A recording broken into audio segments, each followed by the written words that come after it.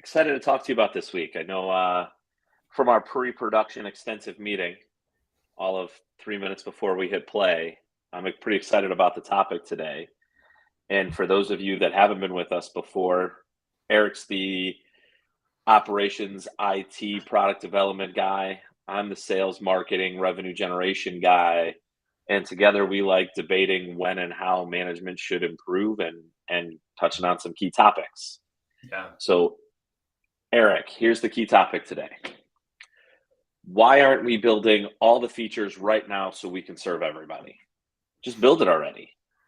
There's a really good movie that just came out called Everybody Everywhere All at Once, and that's the management ethos of a lot of people that we run into, where it's like, hey, we can't move an inch, we can't get our first sale, we're not going to get our first users unless our product does these 100 things, unless it can serve 1 billion simultaneous users, unless it's available in 26 countries and languages.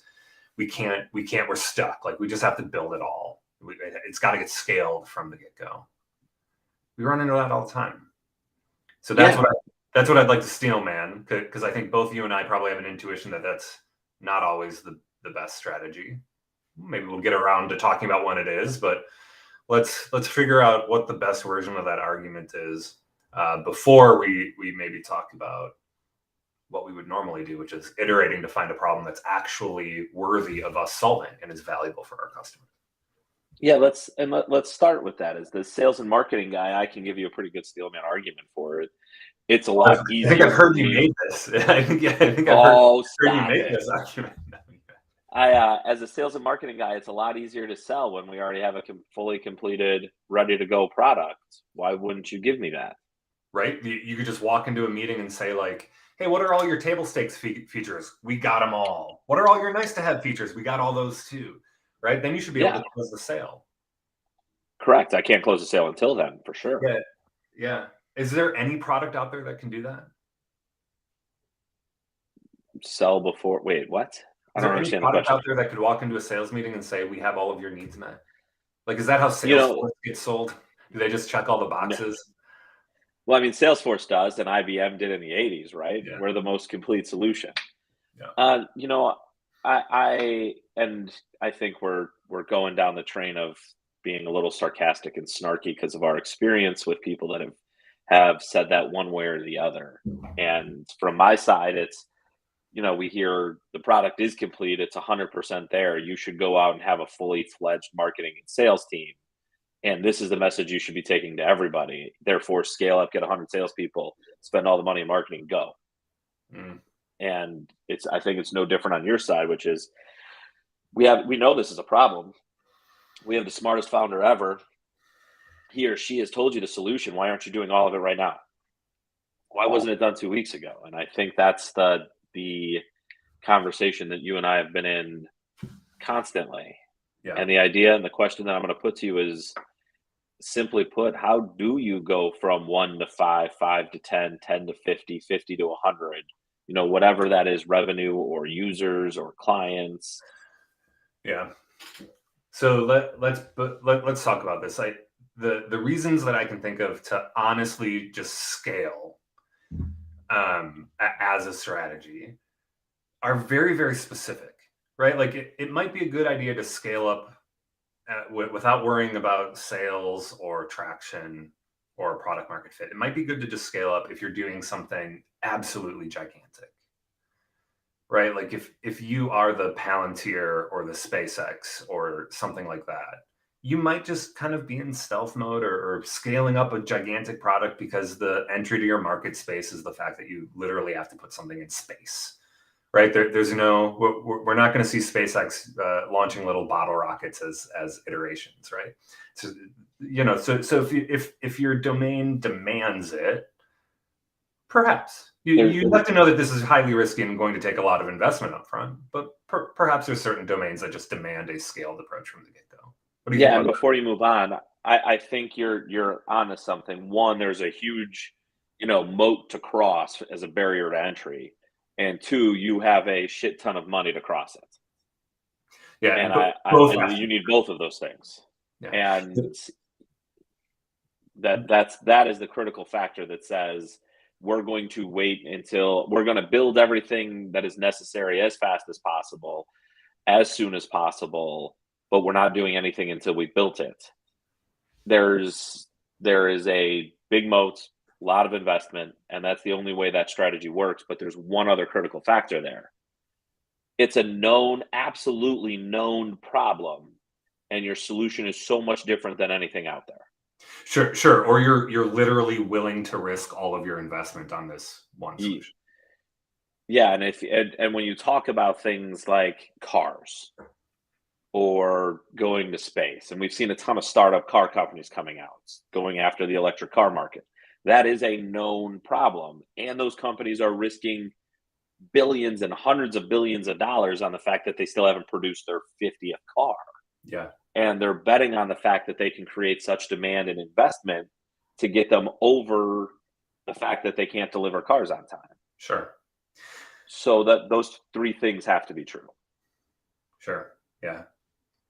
I'm racking my brain to try to think of any other reasons why the scale up argument might be a good one. Maybe one other thing is if you know a competitor is doing it, if you know that's their strategy and your belief is that first to market wins, which I think a lot of people have that intuition that first to market wins. I'm not so sure that's true anymore in our day and age, but that could be a reasonable discussion to have. First market movers are about who's capturing the market faster, who's putting a product in front of the person faster. And what you're talking about scaling there, it's still a huge investment up front, but you have to scale the team accordingly. And I think that's a problem that we've run into a bunch, which is we're going to demand all these features, but you guys got to keep on a shoestring budget in terms of how many product developers or how many salespeople you have. And that's where that large investment comes in. You can't do this without knowing you have a year runway and you can build a 50, 100 person, 200 person company right away. Yeah. Well, and this is the trap that most of the businesses we work with get into, right? Like they think that some of these conditions are true for them to really focus on scaling. But really, for most small businesses, they're just not. If you haven't done an 8-figure fundraising round, if you haven't done, if you don't have some pre-order agreements with some of the world's largest companies, like it's a really hard case to make that you should focus on scaling up or scaling out instead of iterating to find the right problem to solve, iterating for product market fit. Yeah, I one of the things we talk about is changing the product market fit to market product fit. Understand your market, understand their problems, and then design the product to fit. We think it should be looked at that way. But sure. And I think now we're getting onto the discussion of, okay, so I don't meet those requirements. What now? Yeah. So the way that I've kind of transitioned to thinking about a lot of this is not whether we should be scaling up or iterating to find interesting problems to solve. It's more that our goal is always to scale up. Our goal is always to grow this product and make it the most valuable product it can be. But there are some things that we can do to de-risk that journey. There are things that we can do to make this journey maybe a little bit more stable and less risky. Versus what we see a lot of companies do, which is either moving incredibly slow or trying to move incredibly fast and taking a bunch of unnecessary risks. So you want to get into it? How we're gonna make this decision? Are we gonna learn about it? Are we just gonna build it? How are we gonna do it? Let's get into it. And I think one of the things you said there was really important, and it's, we can go too fast or we can go too slow, but how do we know the speed we should be going and where and when to scale? Yeah. So in my mind, it all comes down to how much evidence you have that scaling is going to pay off. Quite some time ago, I think this came to us from the UX world, UX specialist, teacher, author, thinker, a guy named Giff Constable came out with the concept of the truth curve. I have a little graphic here that kind of represents that same idea. This isn't the way he drew it, but it kind of represents that same idea. And the question here is, like, do we scale up? Do we iterate? How are we going to make these decisions? And for me, it all comes down to what type, are we making smart risks, or are we going too slow or too fast and making silly risks? So the question that I'm asking every step of the way is, how much evidence do we have that if we invest the money in this product, it will pay dividends, right? And if you're day one of a company, the type of evidence I'm looking for is something like a conversation or a sketch on a cocktail napkin or something like that, right? If we're multiple years into a product journey, the type of evidence I'm looking for are early customers, early sales, maybe your first big enterprise account, something like that. So where you are on the journey definitely makes a difference. And the questions that we're asking, the type of evidence we're looking for changes as that journey changes. But we're always kind of weighing the cost benefit of if we invest a bunch of money to scale this up, to do the next most important thing, to learn the next most important thing. If we invest that amount of money and time, how likely is it to pay off based on how much evidence we've gathered previously? Yeah, and I'm going to jump in here because you talked about something that I think is really important there, and there's a couple critical factors for success in that area. So you asked for you asked for evidence, and different stages require different evidence, Mm-hmm. and different stages require different strategies, both from a product development standpoint and a sales and marketing standpoint. Mm-hmm. And so one of those critical factors is that the sales, marketing, and product team or service team are tied at the hip. We talked about this last week. Mm-hmm. They absolutely have to be tied at the hip. And we talked about it last week that you need to be seeing this as rather as divisions and scaling one of the divisions, but much more as the workflow going across those divisions. Yes. And in that workflow is the learning and the back and forth. And so I'm going to give you a real life example that you and I faced. We were working at a company together. I was in charge of sales and marketing. You were in charge of product development. We were bringing in different types of ideal client profiles across many different ranges to have those conversations with. Mm-hmm. And the CEO founder just kept saying, go faster, go faster. If you pull that graphic up, he was in the go fast. We were in the stupid stage. And you and I just kept saying, let's solve one problem. And so early on, and you mentioned this, the most important thing you can find is a problem worth solving. Yeah. And there's where a really interesting thing happens because salespeople can't go do that by themselves, and product people can't go do that by themselves.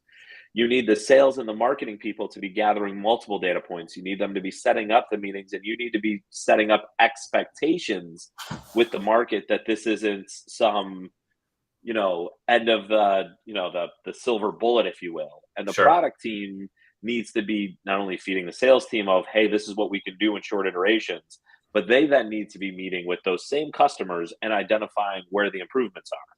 For sure. And that feedback loop has to be tight.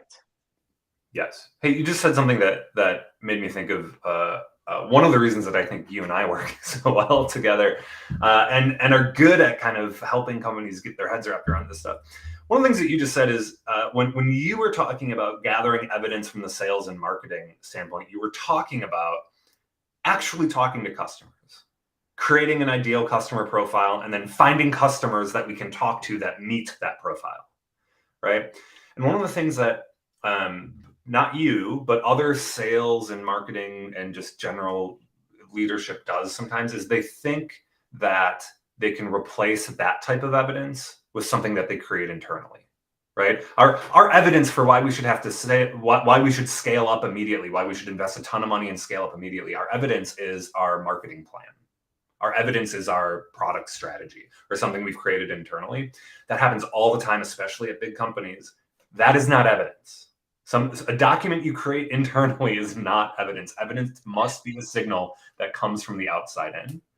And I think it's really interesting that your go-to as a salesperson is outside in. It's talking to customers. It's finding the problem. It's having real conversations, not sitting in a boardroom and discussing what the strategy should be or how we're going to do things and things like that. And let's talk about it. It is, for sales and marketing, it is remarkably hard to go to market without a ready-made product. Mm-hmm. And it requires a different strategy and tactics than if you had one. However, what you just said, we have an internal marketing or sales strategy document, and we have an internal these are the compelling messages that we think we're going to be putting in front of this ideal client profile. Those are hypothesis testing. Those are for testing. And if those things are true, I should be able to go and find the people that are on the early adoption part of the curve. Yep. And those are the people, and that should be identified in our ideal client profile so we know how to recognize them. But to know how to recognize them, we have to test these ideas. Yes. Then once we pull them in, we put them in front of you, and now we can really find the problem to solve. However, the compelling message and the ideal client profile that goes in those strategy documents, heck, some people don't even realize what a compelling message means. You don't have a value statement unless you have a compelling message. You don't have a compelling message unless you get people to take action and move. Sure. And finding that is really hard, and very rarely is it done because of the magic entrepreneur, founder, marketing salesperson. Exactly. The key there is you don't know that you have a compelling message unless stop me if I'm misquoting you, but unless you have gotten people to move, unless you've gotten people outside of your company to change their behavior in some way that you can measure, because they gave you their email address or they signed up for an early beta of the product or they downloaded the app or whatever it is, unless you've gotten something that you can measure, we don't know that any of our internal conjecture is anything more than a guess, right? Yet we run into executives that are asking, how can we deploy $10 million in product development to get this product done in the next 3 months when they haven't even had conversations with customers yet?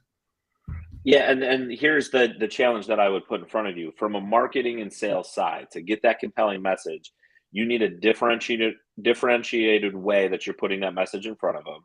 You need a differentiated way that you're getting awareness, and then you need a compelling offer that gets them to move. Yeah. Now, the first two things are standard, and everybody understands that. The compelling offer to get them to move is easy once you have a product that's already solved the problem. It's really hard to come up with those things when your ask is, oh shit, I need you to come in and talk to us. Yeah. So that takes work, it takes effort. However, and this is the big however, and this is where it comes back to product. Product needs to be, your product owners, your product developers need to be sitting in with sales and marketing on those conversations. Now everyone's going to think I'm crazy for that, but I shouldn't be promising something without you tied to my hip. And I should be able to say, look, here's where we're stuck. Can you help me? Can you give me a wireframe? Can you give me a model that says, hey, look, we can show you these 3 things, which lead to these 10 things, but you need to come in and work with us. Yeah. And there's a lot of different ways to form that offer if you have a team that's working together. And there's one last point I really want to make, because I know we're on the same page. I'm going to hand it back to you. What we're creating is an organization that learns faster than the others through hypothesis testing.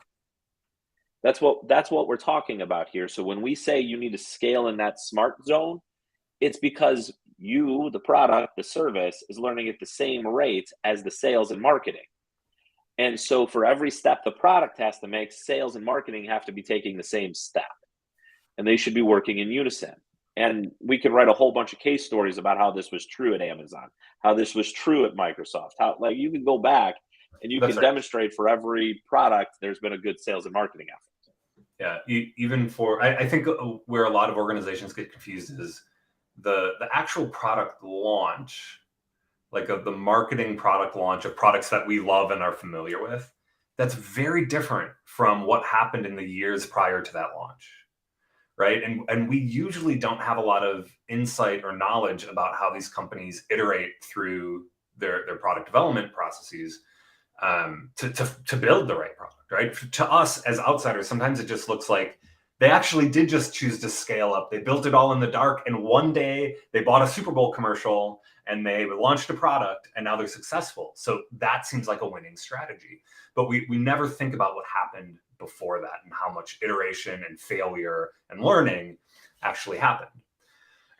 Jeff, I agree with you that the reason that what we're trying to do here is learn faster than our competitors, but I can just imagine trying to talk to a group of executives about this, and their response might be,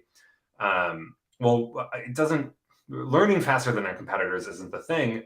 We won't win unless we can execute faster than our competitors. So our focus should be on execution. What do you say to that? Well, I say both are true.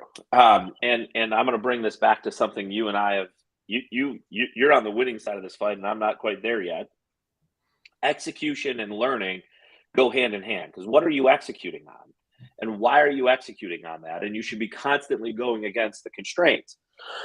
However, this is something that I really struggle with right now in the marketing and sales world, because so few marketing, sales leaders, and even CEOs of the companies are willing to adopt the same thing that product and manufacturing has now adopted for 20, 30, 40, 50 years, which is small batch testing, which is let's run 20 tests to see the best way to solve this. And so I'm gonna put this one back on you. When a product team is working well in their sprints, what is the sales and marketing team's role in that? And how can we combine those sprints? Because and this isn't where this wasn't our pre-production conversation, but when we're talking scaling fast, you're agile Scrum guy. Mm-hmm. I'm a lean guy, which happens to be the thing that came before agile Scrum. So we're the same. But the idea is that how do those things coincide with what we're saying right now so that you can scale in that smart zone? Yeah. So we need to make sure that in product development, we're not just doing product development in our bubble, right? And we should be talking to customers and prospects and early users and things like that from the product development side. But we probably shouldn't be, not because we couldn't, but just because we're not good at this, we probably shouldn't be doing the sales and marketing things that you have a team for, right? But we have to find a way to stitch these things together. In Scrum, it's painfully easy. You have to have good sprint reviews. You got to get everybody in that sprint review. You have to use the sprint review as an opportunity to inspect and talk about the product, not just a prod dev progress report. We don't like those. Yeah, I think you just said something, and I'm not a big fan of the word inspect, but we can get to that another day. I do think that what you just said there is it's not just hey, here's where we're at report. Correct. It's here's where we're at, and this is what we need to move forward. And sales and marketing hearing that, saying, okay, I need to figure out how to go to the market and bring that in for you. Yeah. And this is what I need to do that. And it's that constant back and forth where progress is made.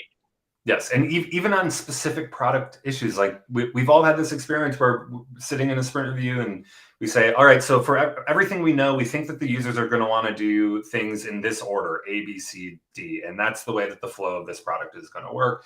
And then some junior sales guy in the back raises her hand and says, hey, I just had a conversation with this big client last week, and they actually do DCBA. They don't do it in that order. Their system does it the other way, and here's why. Right. So like we need all of that to come out, and we need it to come out as quickly as possible so that we're learning as quickly as possible. And we're only investing a little bit at a time to learn the next most crucial thing. And we're upping our investment as we gain evidence, real evidence from outside of our four walls. You said a couple things there, and I want to jump in because I think it's awesome. And I think we're getting towards what I was hoping to. And to have that type of cross-functional team, which is vital for any type of scale or startup, or even a company trying to get off a plateau, right? And what you just said is the junior sales lady in the back rose her hand. One, you need a junior sales lady in the back that's not a junior person at all, but understands the market, understands the product, understands her clients really well. I was just saying anybody in the room, right? This is not like only certain people are invited. It's like anybody that has interaction with the product, the market, our customers, they need to be in the room.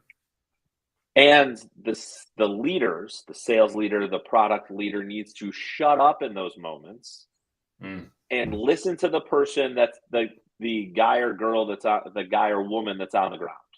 Yep. Because those are the people that have the most information, not this idea of some strategy that I baked up. They know. In this case, she knows what her customer was doing because she put in the effort, and everybody else should be quiet and listen to the woman on the ground. And to do that, she needs to have trust that she's going to be supported. She needs to be empowered to raise her hand. And she needs to be involved in those sprints. The sales team needs to be involved in those sprints because that's where we can ask for things. That's where we can say, this is where we're stuck and get things. And this is where we build. And I've said trust a bunch. Trust from an employee perspective, that's going to be supportive. But now we have two other types of trust. One, when the sales team comes and you say this is going to be ready for us to show, we're going to have to trust you because week over week you've produced. And when the sales team, hey, this says this is a real need, we can move this prospect along with this. The prod dev team needs to know sales and marketing is going to deliver if they, deliver on that product feature set. And so now you need that cross-functional trust that dev knows why they're working and sales knows that they'll deliver. And so I think the trust of the person that's on the ground, the trust in the team that allows them to speak up, the trust that the teams are going to deliver for each other. Without those three areas, this plan doesn't work, and you only gain that trust from having these meetings regularly. I think that's an important point. We've veered off topic a little bit, but I like this conversation. We should have a whole conversation on this. But the point I want to make that you just made, maybe without saying it, is that the structure that you choose, the meetings that you choose, the format that you choose, the conversations that you have, these are all very easy things to choose, and they have the opportunity to create culture, to create trust, to create all of these things that we want, without having us go around and saying things like, we need to improve our culture, or kind of these words that are meaningless. I usually stop hearing that instantly and instead ask, what are we actually going to change? Right? Because the answer is almost always structure. And all we've been talking about here for 5 minutes is the structure we need to have in place to allow all of these other good behaviors to happen is one where we have a truly cross-functional team. And for all the prod dev people out there listening, that I don't just mean testers and coders. I mean a truly cross-functional team. Marketing, sales, testers, coders, product, quality, everybody that touches the product or touches the product's market needs to be able to have needs to be involved in the same conversation. I'm 100% behind you, and for every man or woman that has sat in meetings that are useless and hear us saying these structures are vital, we're not talking about the meetings where everyone raises their hand and says, this is my pipeline. We're talking about this specific client needs this specific thing, and therefore we need to get this in the sprint. And now everybody has the trust that that's going to happen, and therefore we close more deals. That's and right. If you do that repeatedly, getting back to where we started, that is how you scale. And That's once right. you get that going once, it turns to 3 really fast. And once you turn it to 3, now it turns to 5 really fast. It's so And then it funny. goes to 10. It's so funny how when the more you think and work around these questions, like when do we choose to scale up, the less important the question itself becomes, because all of the things that we want to do to scale up, if we just focus on the basics, the foundations, the scaling becomes easy. The scaling becomes almost natural. And I don't mean easy like it's not hard work, but like it becomes obvious when you scale. If you stay on that truth curve, if you're gathering real evidence, if you're not getting out in front of your skis, you're actually willing to test hypotheses and inspect the product that you're building, then you'll know when to scale. It will be obvious.